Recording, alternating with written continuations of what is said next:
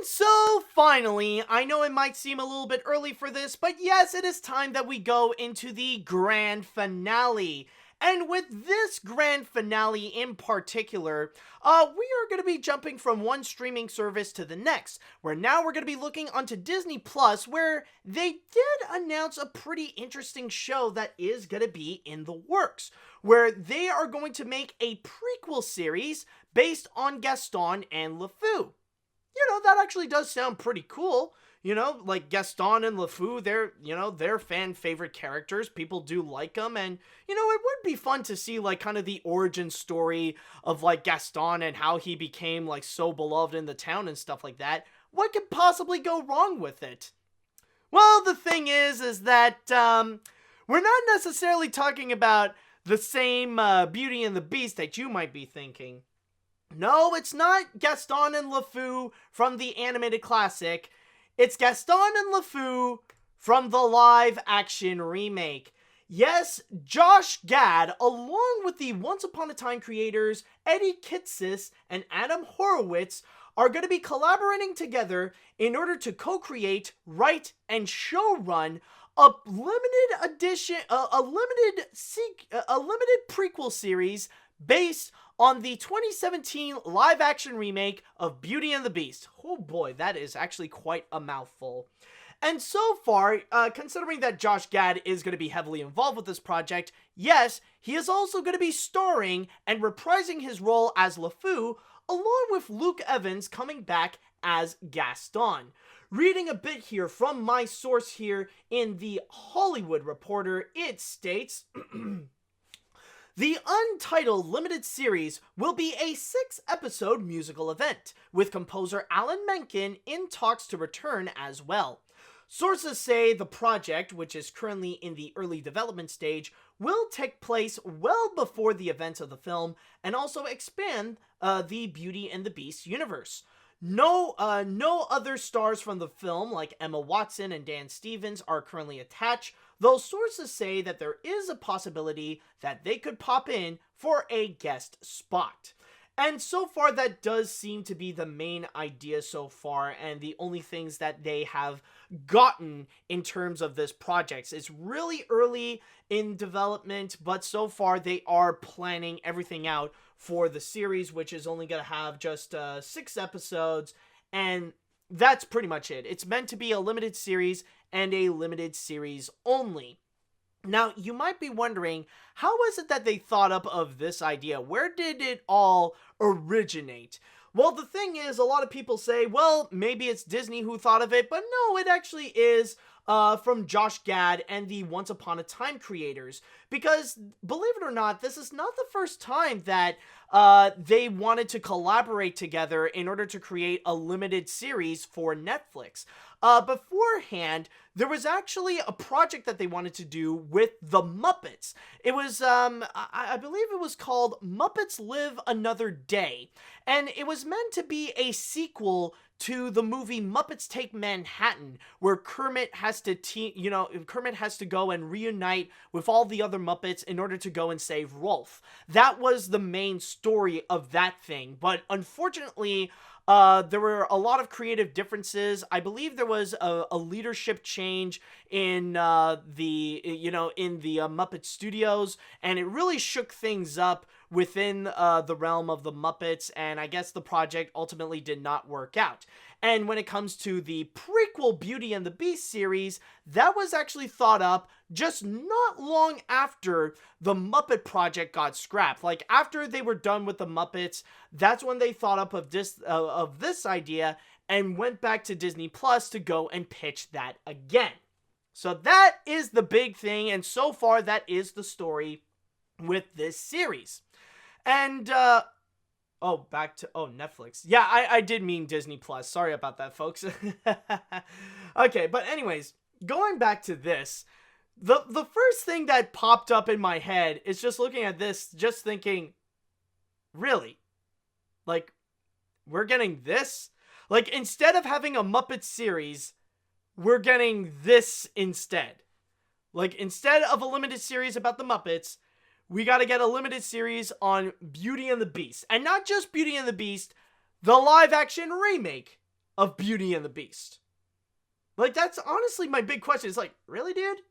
Like, honestly, I'm starting to miss miss Muppets Live Another Day. It's like, can we bring back the old project? Can we bring back that? Can we bring that back to life, please? Please, can we give the Muppets a second chance? I know they're getting I know they're getting a series on Disney Plus called Muppets Now and stuff like that, but can we focus more on making more Muppet content instead of, this, please? I mean, like, really? Are we really doing this? Now, I will say though that honestly, I am actually kind of surprised of the fact that they are actually doing more stuff based on the Beauty and the Beast live action movie.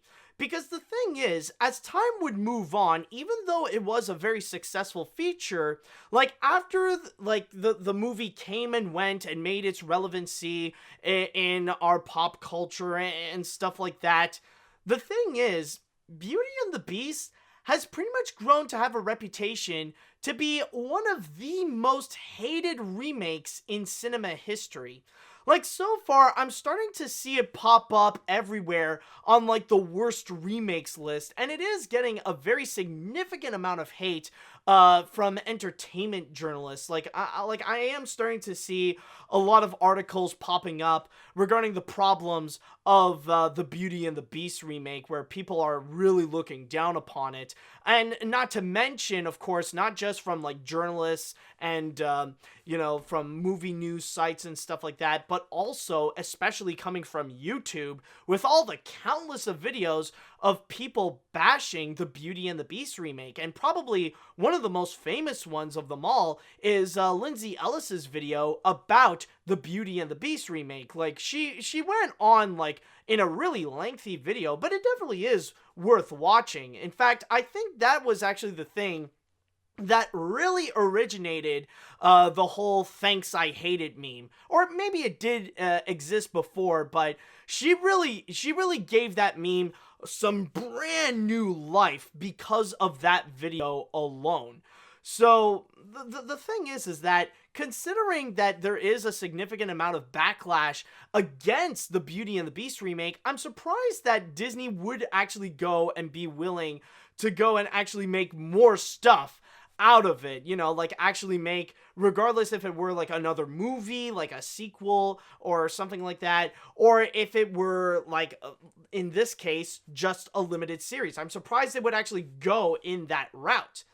But then again, even though I am surprised, I'm not gonna be stupid and ask, like, I don't get why Disney would go and make something like this. Like, I do understand entirely, and I think the answer is easy to find why Disney would want to go and try to make a prequel series based on the Beauty and the Beast remake, and that is because of the fact that, as I said before, the movie was extremely successful. Not only is it the first Disney live-action remake to surpass over $1 billion at the box office, but considering right now, I believe it made around $1.2 billion. Considering that fact, it is also the second highest grossing Disney live-action remake of all time, just right under the Lion King remake from last year. And because it is massively popular, then of course Disney is going to go and try to capitalize it somehow. Like, not just with merchandise, but like even go a little bit bigger and try to create something more, like maybe another movie, or in this case, a limited series for Disney Plus. And I wouldn't necessarily blame Disney on that as well, because let's be honest, if it were any other studio that would have this movie in particular, they would do the exact same thing, maybe even a little bit more, where at this point we probably would have already gotten a sequel movie by now. So really, it's not really Disney that we should blame for the existence of this, but rather it's more capitalism. And in the world of American capitalism, money will always be more important than your feelings. So that's the big thing that we do need to highlight on this. So of course, it is surprising that they would do it considering its reputation right now, but still, at the same time, it's also not really surprising because the explanation is easy as to why Disney would go and agree to do something like this. But honestly, overall, just by watching it, or just by seeing this and remembering in the past, like, honestly, I don't know. Well, no, like, it's not, I don't know. It's like, yeah, it's for sure. I wouldn't necessarily be down to check this out. But I will say this, though, and before I would go and continue on that, on what I would do with this thing, I just need to make this statement. And if I do have to give some positives about this limited prequel series, to be honest, though, at the very least, I will give it credit that it's not going to be highlighting some of the worst things from the Beauty and the Beast remake. At least it's not going to be highlighting any of the terrible CGI, and it's not going to be fully bringing back, like, at least Emma Watson is not back to be the star and act like a complete broken animatronic that doesn't understand the concept of acting and singing. At least we don't have any of that at all. So, to its credit, and also, on top of that, I would like to add, you know, like, even though the characters, how they are written, it is more meh than anything, like, I will give credit that Josh Gad and Luke Evans, they did do a good job as their characters. You know, they did give out some of the better performances in the live action remake. So, the best thing that I could say about this prequel series is that it could be worse. There are worse ideas that they could go with where they would end up highlighting the worst traits about the live action remake, but at least they are developing some of the better parts of it, so at least, like, it does make it just a bit better, but not necessarily by much. But even with that said, overall, I am not a fan at all of the live action remake of the Beauty and the Beast, and I'm totally not interested to go and check out this limited prequel series at all. Like, even if they would bring in Alan Menken, like, what more songs can you really add onto something like this? I mean, yeah, like, Evermore was pretty good, but other than that, the other new additions, they're so bland and so forgettable. I don't even remember their names. So, honestly, this, I gotta say, is kind of a hard pass. And on top of that, like, there is honestly something a little personal for me, and that is the fact that they had to scrap out a Muppet project for this. So it's like, this thing exists because a Muppet project doesn't. And that, honestly, like, as a huge Muppet fan myself, I feel like that's a bit of a personal backstab where, like, it just adds a little bit more of a personal distaste to this project here. So, yeah, honestly, overall, I don't really care much about this. So, overall, this is just a hard pass for me. I don't care what they're gonna do with it, and yeah, maybe I'll just react to some of the trailers and stuff like that, but I'm not going to be sitting and legitimately watching the series, at least on my own. So it's just, nah, no thanks. I did not ask for this, so I'm not going to be asking for this thing. I wish they would have gone back to Muppets Live Another Day, and hopefully that title will stay true, actually.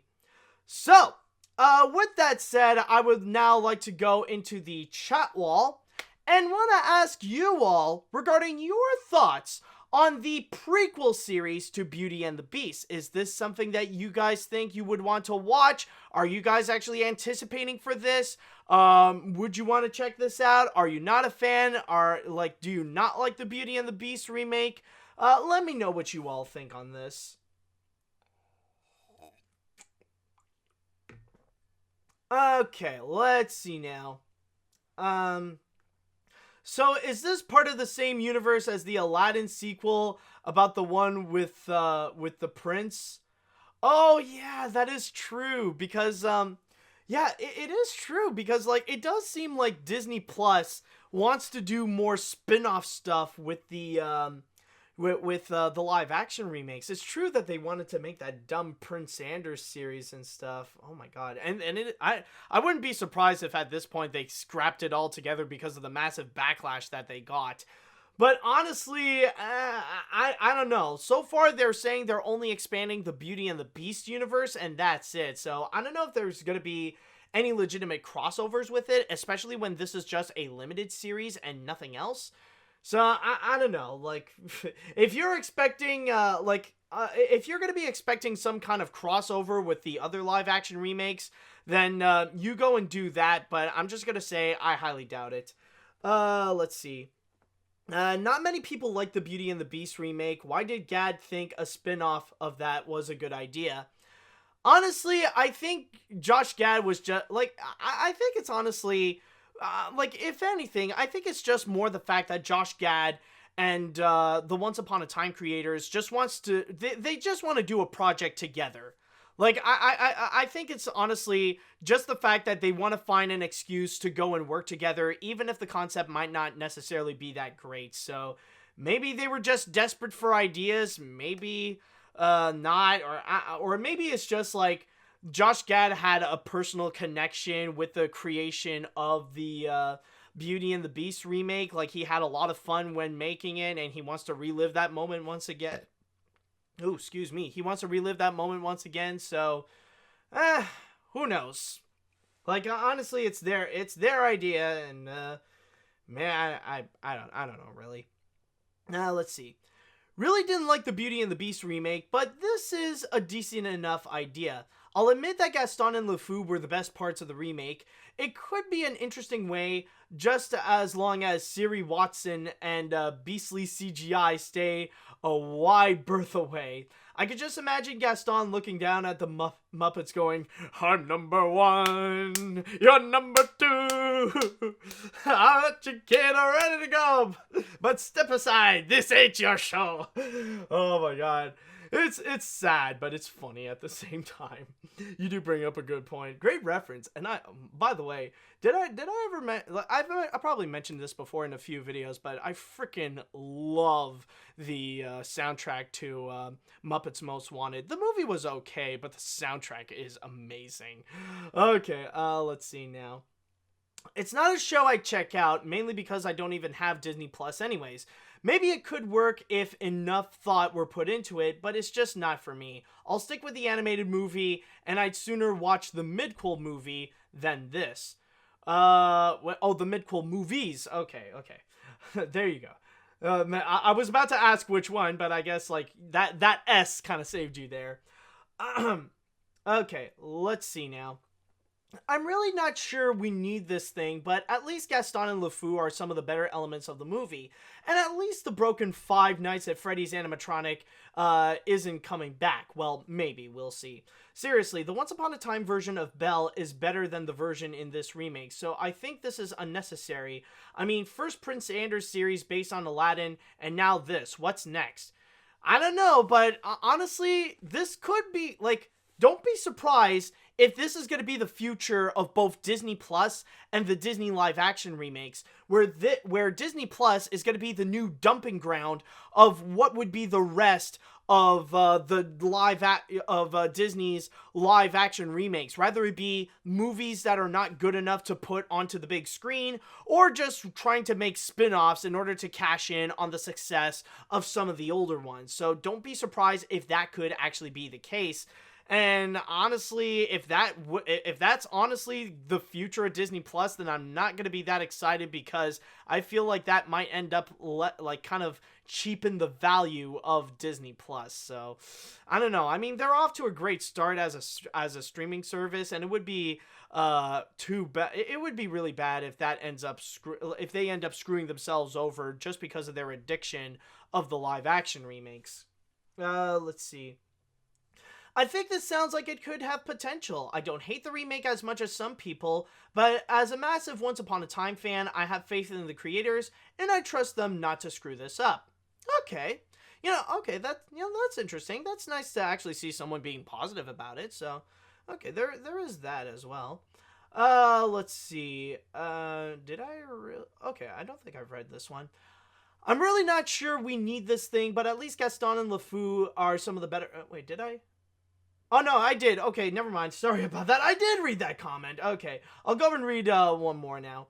Okay, I'd much rather have a series about Gaston than a series of Princey McWhiteface from Kingdom of Unfunny Pointlessness from Aladdin 2019. Also, wouldn't it be neat to have the army captain, if there will be one in the series, played by Richard White? from one Gaston to another, as it were. Ooh, you bring up a pretty good idea, actually. If they could bring up some of the, oh, if they could bring up some of the original actors that did play in the original animated film, then maybe there could be potential. Okay, I will admit, you guys do actually bring up some pretty strong ideas, actually. Like, considering there are some people who do have hope because of the fact that it is from the Once Upon a Time creators, and like bringing up the idea if they would bring back the original actors to play a significant role in the series, then maybe this could be worth something. Who knows? I do like these ideas, but I guess we'll have to wait and see when the show will be released on Disney Plus, or if they are going to be doing it at all.